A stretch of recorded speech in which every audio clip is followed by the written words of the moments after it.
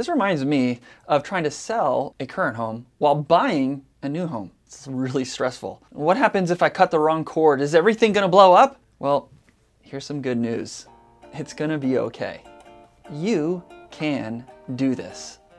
And I know from experience, beyond being a professional in the mortgage and real estate world, I'm in the process of doing this with my family right now. We're closing on the new home tomorrow. So I understand that this can be stressful. It feels weird. There's so many moving parts that are going on and a lot of unknowns, and that can cause fear. Look, I'm a person who does this day in and day out. So even my family, we felt some of that stress and fear as well. But again, I'm here to tell you, it's okay. This can be done. It can go fairly smoothly. The number one question you're probably asking on this is going to be timing. How do you do this? How do you sell the current home that you're living in and then buy a new home?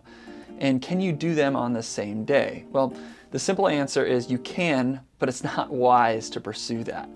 Again, there's so many moving parts in this whole situation and a lot of things that you cannot control. As a result, trying to time things perfectly to have the home sell on one day and buy the new one on the exact same day, and then moving all the boxes from one house to the other and everything kind of revolving on that one day, it's not likely. And I don't recommend going that route. Rather, I recommend doing what me and my family did, and that is you sell your current home, find a place to live in or a place to be for a few weeks or months until you close on the next home. Again, that's what we did. It made things a lot more simple and it relieves a lot of stress. So for that situation, when you're trying to find somewhere to live in that kind of in-between stage, there's a ton of different options. Well, for me and my family, we moved in with our in-laws. I actually love my in-laws. I love my wife's parents, and it made for a lot of fun. Now, if the idea of living with your in-laws makes you cringe, don't worry. There's a lot of other things that you can do as well. It's not like you have to find a permanent place to rent or go rent an apartment. Vacation rentals, they're a thing.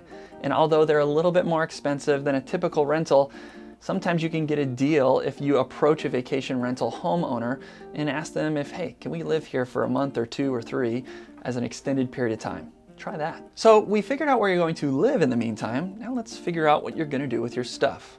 The answer is options. There's a lot of options. Sure, you can find a storage facility, you can find a friend's garage and put things in, or you can do what I did, which is I actually had movers come with these storage pods or these storage boxes. They filled these boxes up with our stuff.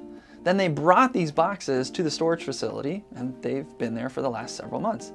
Now, I've already scheduled for them to come to our new home with those boxes full of our stuff, and they're going to empty them for us and put them into our new home. Again, lots of options.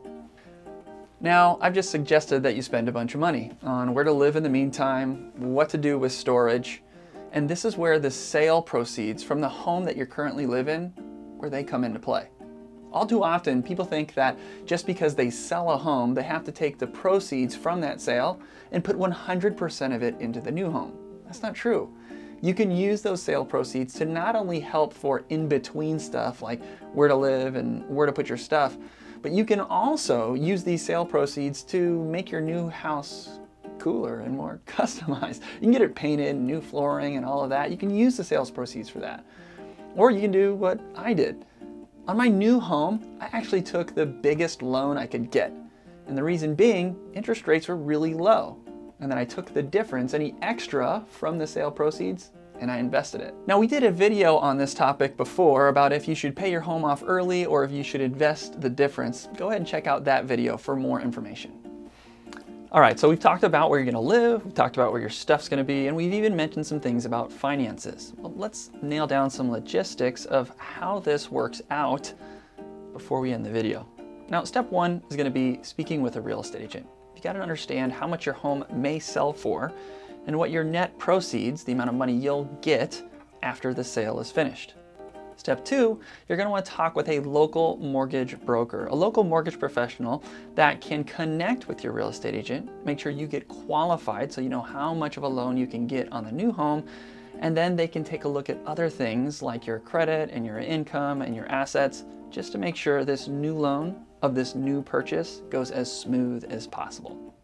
Now, step 3, and the last step, is make sure that your real estate agent, your mortgage professional, and you are all on the same page. Together, you'll be able to work as a team to get your current home sold, to find a new home, and work to get a great loan on this new home.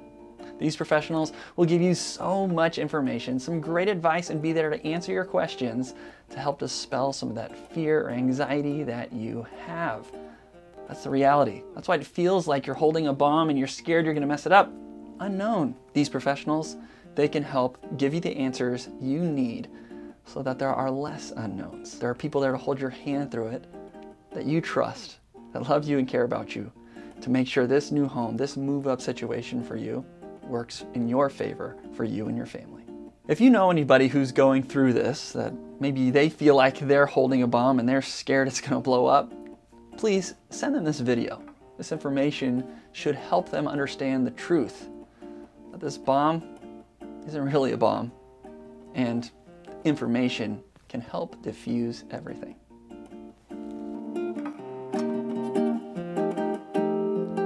Is this even a bomb?